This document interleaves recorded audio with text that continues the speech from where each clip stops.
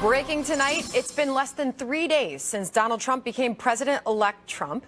And for a third straight night since, massive protests unfolding across the U.S. Some demonstrators suggesting today that they've been saying they're saving their energy for this. Welcome to the Kelly File, everyone. I'm Sandra Smith, in for Megyn Kelly tonight.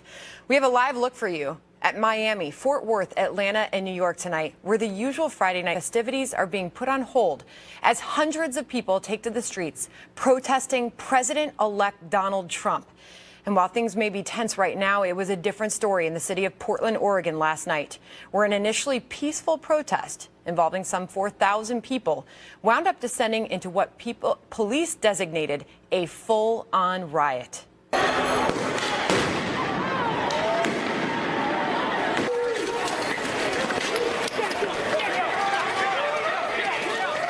Police chalked up the chaos to so-called anarchists, with many protesters trying to stop the more destructive forces among them. Officers were forced to use tear gas, rubber bullets, and flash grenades as demonstrators smashed car windows, set dumpsters on fire, and began smashing the windows of local businesses.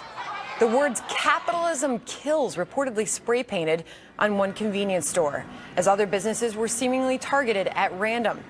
And that's got some of the folks who work in those vandalized businesses wondering what exactly is the point of all this. How are you making your voice being heard by smashing local businesses when you are literally knocking windows out of small businesses that are struggling as it is? This is not acceptable. And while organizers and police are asking protesters to remain peaceful tonight, we all know how well that worked out just 24 hours ago.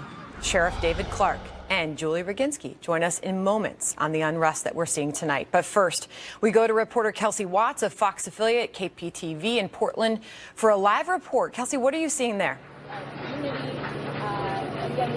Sandra, a much different feeling here this evening as we begin our fourth straight night of protests here in the city of Portland, where hundreds of people are gathered at this hour here in front of Portland City Hall. You can see this crowd here behind me gathering once again before heading out tonight. But as you mentioned, I think what happened here in the city last night is really in a category by itself. That's when that protest became a riot. 4,000 people in the streets taking over bridges, even interrupting freeway traffic. But city leaders say it's very important to note it was only a small group of people that were in the midst with those thousands of others who were causing the damage in the city. Broken windows at car dealerships, small businesses, fires being lit, rocks being thrown at police. One of my colleagues even saw glass bottles being thrown off of parking structures. By the end of the night, police finally did regain control. 25 arrests were made. And I think today here in Portland, it's really been about regrouping, both for Portland police and city leaders who say they do support peaceful protests, but what happened here last night is unacceptable. In fact, the chief of police came out today to ask peaceful protesters to stay home tonight, to take the night off in order to give police a chance to potentially stop that smaller group that might be bent on causing more damage here tonight. Although I also think there's a growing sense of frustration for those at home who don't believe there should be any protests. In fact, one man who supports Donald Trump told us, "I cast my vote, so did you. These protests need to stop." Sandra. All right, Kelsey, thank you. Live for us from Portland, Oregon tonight. Joining me now, Sheriff David Clark of the Milwaukee County Sheriff's Office and Julie Roginski, a Fox News contributor and Democratic analyst. Sheriff Clark, this is something you are very familiar with. What do you make of what is happening in U.S. cities tonight as these protests continue just 3 nights after Donald Trump was elected president? Well, these are anarchists, full-fledged anarchists. They don't even support the Constitution. This isn't constitutionally protected behavior. They also advocate for the overthrow of the rule of law here in the United States of America. This is designed to intimidate the Trump administration right out of the gate and to intimidate Trump supporters so that they don't go big and bold once they take office in January. But they cannot be dissuaded by this. Donald Trump ran on a theme, one of the themes of law and order. I'm tired of these police executives, not the cops. The cops are under orders, but I'm tired of them tiptoeing around this. You look at the destruction of these businesses. This undermines the public confidence that their government can't get their arms around this thing. They come in the morning, their businesses are destroyed, cars are vandalized and set on fire, people are injured. This has to be quelled immediately, And if they do not, you're going to see more property destruction. You're going to see people injured, police officers injured, and possibly people killed. So, Julie, this must be quelled immediately. There are calls, Julie, for Donald Trump to say something and step in here. I mean, he really did. He took to Twitter today, said he loves the fact that the small groups of protesters last night have passion for our great country. He said, we will all come together and be proud. That was after 9 hours before that. He said these protests were very unfair. But where's the president? Does he need to step up and condemn this behavior? The White House has reacted, saying this is constitutionally protected speech and protest. Should President Obama say something at this point? Well, there's two different things going on. It is constitutionally protected protest and speech when it's just speech. When they start rioting and they start destroying businesses, that's not constitutionally protected behavior. That's unacceptable behavior. Look, I'm disappointed about the outcome of this election as well, but there is no excuse to destroy private property or to riot, to protest an election that, frankly, Donald Trump won. He won the Electoral College. He is our president-elect. These people have to come to terms with that. They can protest peacefully all they want, but there's no excuse to be violent or to start rioting or to hurt people who had nothing to do with Donald Trump becoming president and hurting their business.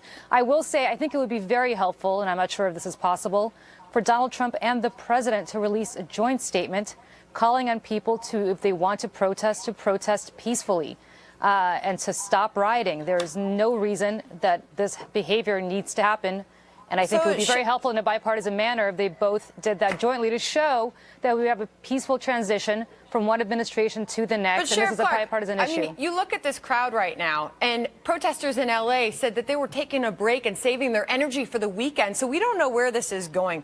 What needs to be done at this point, considering the riots and the violent behavior that we saw, for example, in Portland last night? What can be done now to stop these? Well, first of all, President-elect Donald Trump has to be a little careful here because this is the job of the President of the United States, and the Constitution calls for only one, and until January 20th, that's Barack Obama. Look, these are his supporters. These are the people who supported him, Mrs. Bill Clinton. These are people who supported Bernie Sanders as well. It is their responsibility to reach out and to remind these individuals of this time-honored peaceful transition of power here in the United States. So at least to draw the line, that would at least draw the line, and then law enforcement must use all reasonable force. In Milwaukee, I've given my officers, I signed off on allowing them to use the rubber bullets, the bean bags that are, put out from a projectile, and they hurt when they hit you, and the flashbangs, and up to and including tear gas to quell these disturbances. But what happens is they let it get it. What you can't do is you can't let the momentum build, and that's what happens. It's too late after an hour or so, or 2 hours, when the momentum is on their side and the momentum gets going. So early on is when they have to disperse these crowds. Sheriff Clark, before I let you go, your name is being floated about as potential Homeland Security chief under the Trump presidency. A lot of speculation out there.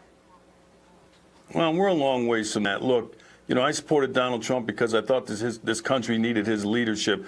There were no strings attached. I'm flattered and I'm honored. If the president asked me to serve, I would step up and serve, but I don't think we're there yet.